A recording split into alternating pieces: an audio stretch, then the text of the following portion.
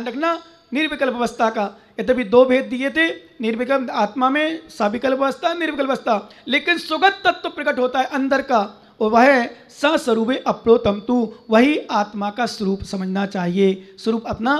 क्योंकि आगे इसमें गाथा आएगी, मात्र एक शब्द बता दें, जब तक पानी हिल रहा है तब तक उसमें पड़ा हुआ रत्न दिखाई नहीं देगा। ऐसे जब तक मन हिल रहा है तब तक आत्मा स्थिर नहीं हो सकती, आत्मस्वरूप नहीं दिखाई देगा। एक गाथा आने वाली है, अब आगे आएगी, कब आएगी अभी नहीं बता सकते, पर आएगी जरूर। क्या? इसलिए मन को स्थिर करने के लिए इंद्रियों को स्थिर करना अनिवार्य है। जैसे आपको बता दें, मन को बस में करने के लिए तन को स्थिर करना अनिवार्य है। कोई ध्यान करे और ध्यान करने बैठे, उसका शरीर हिल रहा हो, शरीर चलायमान हो, शरीर स्थिर ना हो, यहां वहां देख रहा हो, यहां वहां भटक रहा हो, उसका मन नहीं रुक सकता। मन को रोकने के लिए तन को रोकने की आवश्यकता है, मन को रोकने के लिए तन को रोकने की आवश्यकता है। और तन यदि तुम्हारा अशुभ में जा रहा है, अशुभ क्रियाएं कर रहे हो, मोबाइल में लगा हुआ है, गाड़ियों में लगा हुआ है, आडंबर में लगा है, परिवार में लगा है, पत्नी में लगा है, तुम कहो मेरा मन शुद्ध हो जाए, असंभव, असंभव। इसलिए हमारे आचार्य कहते हैं, इंद्रियों से पहले विराम लो, इंद्रियों को रोको। मन नहीं रुकता कभी। लोग कहते बोले महाराज मन मेरा बस में नहीं होता। मन बस में कैसे होगा? तुम्हारा तन ही बस में नहीं है। तन को बस में करो, मन में बस को मन में किया जाता। मन को तो स्थिर किया जाता है। पंडित साहब,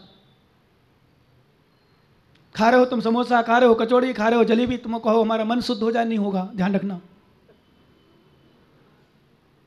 क्या खा रहे हो, गलत क्रिया कर रहे हो, मोबाइल चला रहे हो, तो गलत गलत सीन देख रहे हो, मन स्थिर हो जाए, नहीं हो सकता। आज क्यों आज बच्चे बच्चियां परेशान होते, परेशान मतलब गलत केस में चले जाते हैं। क्यों?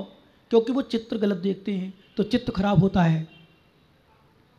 अब हमारे पास बैठे हो, भगवान के पास बैठो, देखना चंद्रपुर भगवान, जब उनके पास बैठो, आराधना करो चंद्रपुर भगवान की, विश्वास करना, फिर देखना उनका ध्यान करना। हम बताएं निर्वाण कल्याण में कि हमारे समुद्र भद्र स्वामी ने कैसा ध्यान किया, कैसे चंद्रपुर भगवान को प्रकट किया, कैसे किया, कैसी बहाने बनाई, क्यों बनी, कितना मन उनका शुद्ध हुआ, कितना मन उनका पवित्र हुआ, और क्यों हुआ मन पवित्र, ध्यान रखना। उनका कथनचित देखो, शरीर से उन्होंने भेष छोड़ भी दिया था, शरीर से उनका संयम शली भी चला भी गया था, लेकिन उनका मन कितना पवित्र बना रहा। क्यों? क्योंकि वो शरीर से भेष जरूर छोड़ा था, पर शरीर से गलत क्रियाएं नहीं की थी। यही कारण है वो जब उनकी बीमारी दूर हुई, पुनः भावलिंगी साधु बन गए और धर्म की प्रभावना करी, धर्म का डंका बजाया। किसने? किसने ज्ञानी? बोलो ना, समंत भद्र स्वामी ने कितना डंका बजाया। ऐसे से ग्रंथ लिखे हैं, ऐसे से ग्रंथ लिखे समंत भद्र स्वामी ने। और शंभु स्तोत्र जब पढ़ते हैं, भरत शंभु स्तोत्र, क्या है पढ़ा आपने? नीति, न्याय, तार्किक आचार्य, न्याय भर दिया। समंत भद्र स्वामी ने न्याय भर दिया उसमें ग्रंथ में। शंभु स्तोत्र नाम भले स्तुति ग्रंथ है, पर इतना न्याय भरा उसमें। अरयनाथ भगवान, मल्लीनाथ भगवान, धर्मनाथ भगवान की जब आराधना करते हैं, अरयनाथ भगवान की आराधना करते हैं, क्या न्याय भरा हुआ है। महावीर स्वामी की जब आराधना करते हैं, शाद बात का कथन है उसमें, शाद बात की चर्चा। भक्ति में भी शाद बात, भक्ति में सिद्धांत, भक्ति में भी न्याय। ये विशेषता हमारे आचार्य को रही। इसलिए हमारे आचार्य महाराज ने कहा, ध्यान रखना, मन जब स्थिर हो जाता है, क्योंकि मन के स्थिर ना होने पर क्या होता है, और मन के स्थिर होने पर क्या होता है, सम्मणि डिच्चल भूये रट्टे सब्बे वियप संदोहे थक्को शुद्ध साहबो अभियप्पो डिचलो डिचो। आचार्य भगवान कुंद को देवसेन स्वामी कहते हैं, सम्मणि निश्चल भूये डट्ठे। ध्यान रखना, जब मन निश्चल भूये, हमारा मन, अपना मन, स्वमन जब निश्चल हो जाता है, तो उसके होने पर लट्ठे सब भी अपसंदोहे, संपूर्ण संदोहे, संपूर्ण विकल्प, विकल्प संदोहे, विकल्पों का समूह क्या हो जाता है, विकल्पों के समूह नष्ट हो जाते हैं। कब होता है विकल्प समूह नष्ट? जब हमारा मन स्थिर हो जाता है। तो किसी प्रकार का, जैसे अभी आप बैठे हो और सही में देखो, यदि कल्याण की भावना से बैठते हैं प्रवचन सुनने, तो कहीं भी किसी प्रकार की दृष्टि नहीं जाती। कहीं जाना हो, मान लो दुकान जाना हो, ऑफिस जाना हो, तो शायद 3 बार मोबाइल घड़ी लेकर दिख जाएगी कि महाराज अब तो पंडित जी कहीं जाना नहीं है, तो एक बार भी नहीं देखते होंगे। और किसी को जल्दी जाना हो, मान लो रवि को कहीं भागना हो, तो बार बार घड़ी देखेगा, अरे महाराज आप तो कह रहे 10 बजे, 10 तो बजने वाले, भाई साहब 2 मिनट कम है अभी भी। कितने मिनट कम है? 2 मिनट अभी भी कम है, हम घड़ी देखते हैं, चिंता मत करना। पर बार बार दृष्टि कब जाती है? जब हमारे यहाँ की धारणा कम हो, वहाँ की धारणा ज़्यादा हो। तो जल्दी भागना हो, या मान लो उदाहरण के लिए विमोचनकर्ता को विमोचन कराना, पत्र का विमोचन होना है, और लाग महाराज अब तो जल्दी छोड़ो ना, लेकिन अभी भी 2 मिनट है। क्या विश्वास मानो, मन स्थिर तो विकल्प समाप्त हो जाते हैं, और मन स्थिर ना हो तो विकल्प आते हैं कि दुकान जाना है, ऑफिस जाना है, यहाँ करना है, ये करना है, वो करना है। इसलिए हमारे आचार्यों ने ध्यान रखना, मन को स्थिर करने की बात कही, पर एक बात नोट कर लेना, इसके पहले इंद्रियों को स्थिर करने की बात कही। अब देखो वहां देख रहे हो तो मन वहीं है, भले कान यहां है, आंख वहां गई है तो मन वहां गया है, आंख वहां गई है तो मन वहां गया है। इसलिए क्यों कहा जाता है नासा की दृष्टि पर ध्यान करो? क्यों कहा जाता है आंख बंद करके ध्यान करो? क्योंकि नेत्रों में जब दूसरा कोई विषय नहीं दिखेगा तो मन नहीं तुम्हारा भटकेगा। अब पूजन करने बैठे ऐसे, सामने जितने लोग दर्शनार्थी आ रहे, पूजन करने वाले आ रहे, सब दिख रहे, तो पूछो जो माताएं पूजा करती होंगी सामने यहाँ बैठ के चंद्र प्रभु भगवान के सामने से, और बीच में से रास्ता हो, जितने लोग निकलते हो, और कहीं नई साड़ी वाली महिला कोई निकल जाए, नई बहू निकल जाए, फिर देखना इन माताओं की बात भावना बताएंगे नहीं। पूजा चलती रही, देव सात गुरु नमन कर, एक कौन आ गई नई बहू, किसकी है लाड़ी हो, कहीं उसके फैशन के दौरे में कपड़े पहने हो, शरीर अव्यवस्थित हो, फिर देखना इनका मन। पूजा तो चलती रहेगी, यहाँ ऐसी है, कैसे कपड़े पहने, वो हाथ जुड़ते रहेंगे। क्यों? क्योंकि चित्र पर चित्त जा रहा है, और प्रभु पर चित्र लगाओ, प्रभु के चित्र में चित्त लगाओ तो चित्र कहीं जाएगा नहीं। ध्यान करने के लिए एकांत में कहा जाता है, माला फेरने के लिए एकांत में कहा जाता है। अब तुम माला फेरो, यहाँ वहाँ देखो, अब पहले नंबर दृष्टि गई, इतने सारे मच्छर हैं, अरे मच्छर तो हैं, वो तो हैं, तुम्हारे कहने से क्या होगा? वो क्या नहीं, कौन आ रहा, कौन जा रहा, ये देखो माल खरीद रहे, वो सामान खरीद, मन जाएगा, माला यहाँ चल रही। इसलिए शरीर को स्थिर करना अनिवार्य है।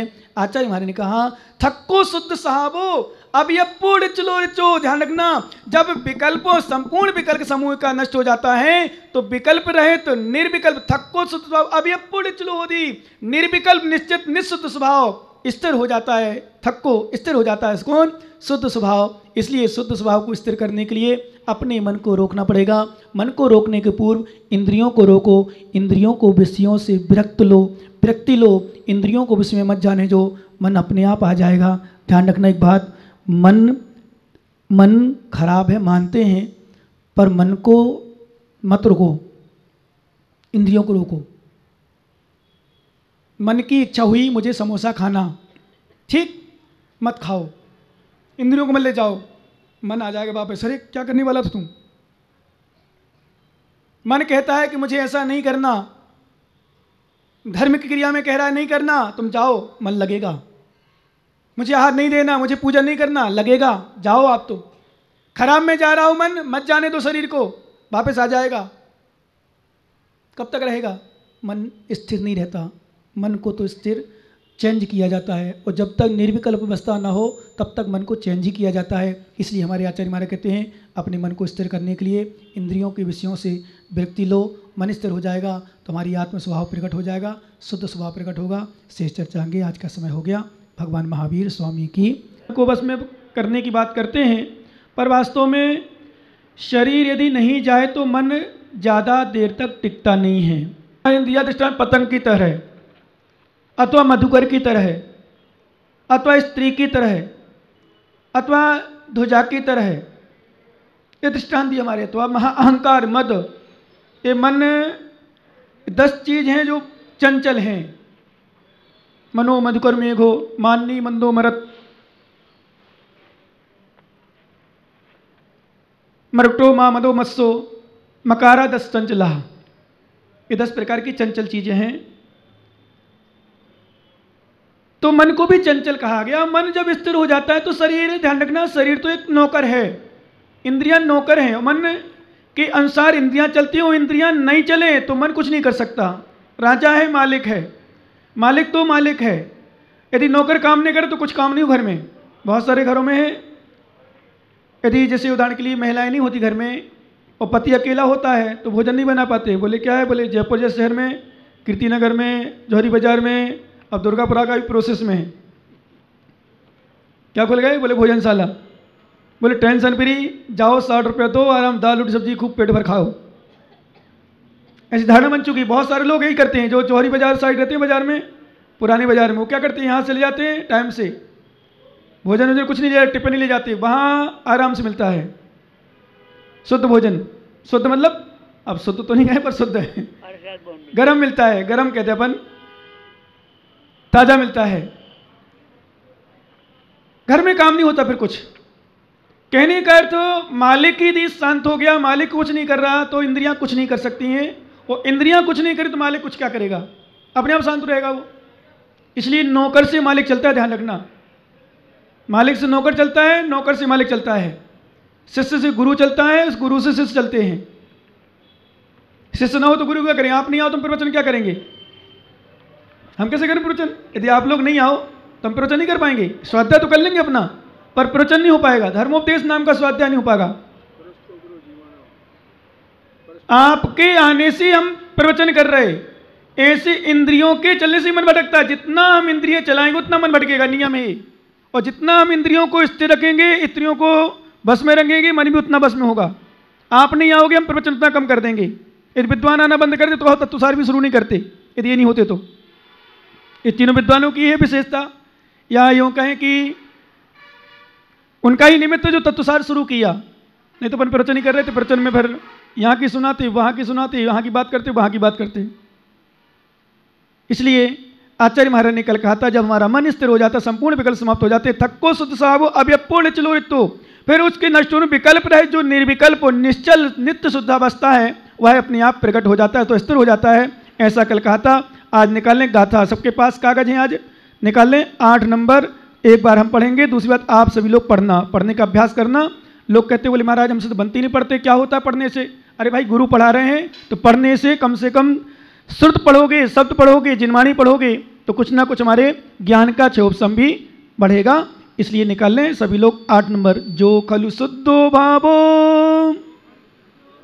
सो अपातम च दंसणमूणाणम चरणम पीतम च भड़ियम सा शुद्धा चेड़ा अहुआ। जो खलु शुद्धो भावो सो अप्पा तम च दंसणम नाणम चरणम पी तम च भड़ियम सा शुद्धा चेड़ा अहुआ।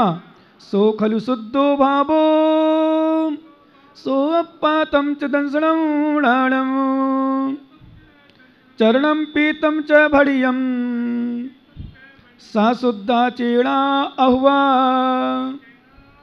सभी लोग पढ़ें, बन जाए पढ़ते तो।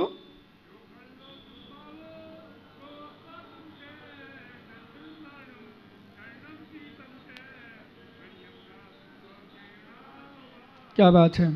आचार्य भगवान कुंदकुंद स्वामी, देवसेन स्वामी, जो खलु शुद्धो भावो, ध्यान देना, जो शुद्ध भाव है, आत्मा का जो शुद्ध भाव वही आत्मा है, और वही आत्मा का दर्शन ज्ञान चरणम पी, वही आत्मा का दर्शन ज्ञान और चारित्र भाव है।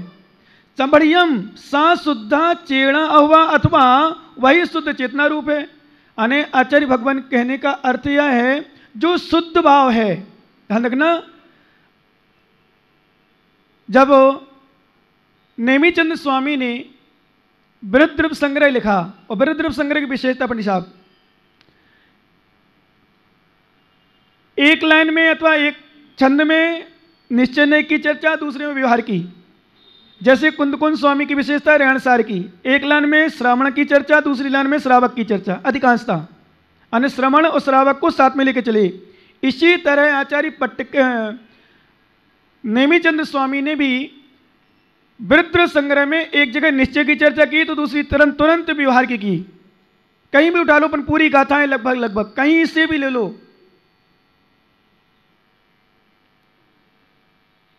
अट चतुराण दंसन सामंडम जिलक्षण भड़ियम भावाण शुद्धुड़ा बभारा शुद्धुड़ा शुद्धम प्रथम सनुरानम बभारा सो दुखम पुग्गल कुल जाति आदाड़ चढ़ो तो चेतन हुआ। से कहीं भी ले लो आप, अणुगुण देह प्रमाणो उपसंगार सुत चेता असमोदो व्यवहार चिरदो संतो सुबह पूरी निश्चय व्यवहार तिक्काले चितपाणा इंदी बल मांगाण पड़ो से बभारा सो जीवोड़ चरण चिरना जैसे पूरी निश्चय नए व्यवहार नए कि निश्चय नए क्या है? शुद्ध भाव जो है वो निश्चय नए का विषय है, अशुद्ध भाव राग द्वेष आदि व्यवहार का विषय है। बभारा सो दुखम पुग्गल बोल जाती आदर चढ़ो तो चेड़म का से आचार्य भगवान जब निश्चय नए की चर्चा करते हो तो निश्चय नए शुद्ध भाव का करता निश्चय नए से हमारी आत्मा, अशुद्ध भाव का करता हमारी आत्मा व्यवहार नए से, भोक्ता भी निश्चय नए से शुद्ध भाव का भोक्ता, आत्म स्वभाव का भोक्ता शुद्ध निश्चय नए से, व्यवहार नए से कर्म फल का भोक्ता हमारी आत्मा ही है। तो व्यवहार से ऐसा निश्चय से ऐसा हमारे आचार्य ने दोनों कथन कर दिया। तो यहाँ पर आचार्य महाराज के जो कलु शुद्ध भाव, जो शुद्ध भाव है आत्मा का वही आत्मा है, वही ज्ञान, वही दर्शन, वही चारित्र। सम्मत दंसम चरणम मोक्ष कारण जाने व्यवहार चेदु तत्व मयोड़ियोपा। सम्यक दर्शन, सम्यक ज्ञान, सम्यक चारित्र ये व्यवहार से मोक्ष मार्ग है। और जो आत्मा है उन तीनों से सहित, ध्यान रखना विशेष न चंदन मल्लिका है मेरी आत्मा मोक्ष मार्ग है, मोक्ष का कारण है आत्मा नहीं, तीनों से सहित आत्मा। किससे सहित? सम्यक दर्शन, सम्यक ज्ञान, सम्यक चारित्र, इन तीनों से सहित आत्मा मोक्ष मार्गी है। ध्यान रखना आत्मा मोक्ष मार्गी है, लेकिन कैसे सहित? तत्ती मयूर पर क्यों रेणतम बट्टई अपाणम यत्तु नंदमी तत्तमा तत्ती मयो होती मोक्ष कारणम आदा। आचार्य महाराज लिखा क्योंकि वो तीनों अन्य सम्य दर्शन, सम्य ज्ञान, सम्य चारित्र, रेणतम बट्टई अपाणम यत्तु आत्मा को छोड़कर अन्य दम्मी अन्य द्रव्यों में नहीं पाए जाते, इसलिए तत्ती मयूरियोपा उन तीनों से युक्त आत्मा ही मोक्ष मार्ग है या मोक्ष का कारण है। आत्मा ही कैसे? सम्य दर्शन, सम्य ज्ञान, सम्य चार सहित। इसलिए हमारे आचार्य ने कहा अवा शुद्ध चेवड़ा अथवा शुद्ध चेतन ही हमारी आत्मा का स्वरूप है। शुद्ध भाव अथवा शुद्ध भाव ही हमारी शुद्ध चेतना रूप है। क्योंकि शुद्ध भाव कहाँ होता? हमने कल कहा था, कल या परसों, ज्ञानी के अभाव में ज्ञान नहीं होता, धर्मात्मा के अभाव में धर्म नहीं होता, आत्मा के अभाव में शुद्ध भाव नहीं होता, शुद्ध भाव आत्मा के अभाव में नहीं होता। वो आत्मा शुद्ध भाव के अलावा होता नहीं, भाव के अलावा आत्मा होती नहीं, आत्मा के अलावा भाव नहीं होती। ध्यान रखना, भाव है तो आत्मा है, आत्मा है तो भाव है, शुद्ध हो चाहे अशुद्ध हो। अब निश्चय नहीं से लगाएं शुद्ध भाव की दृष्टि से और व्यवहार नहीं से लगाएं तो अशुद्ध भाव की दृष्टि से। और व्यवहार नहीं भी कर्म से युक्त होने के कारण से अशुद्ध लग रहा है, यदि कर्म हट जाए तो शुद्ध अशुद्ध है ही नहीं है।